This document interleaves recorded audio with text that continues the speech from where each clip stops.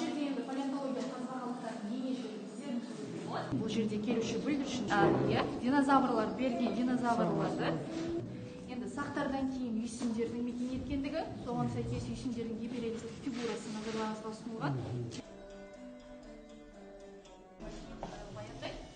Өзіңізге мәлім көшпелі қыран бүркітті баптап, арнайы аңшылыққа да алып шыққан.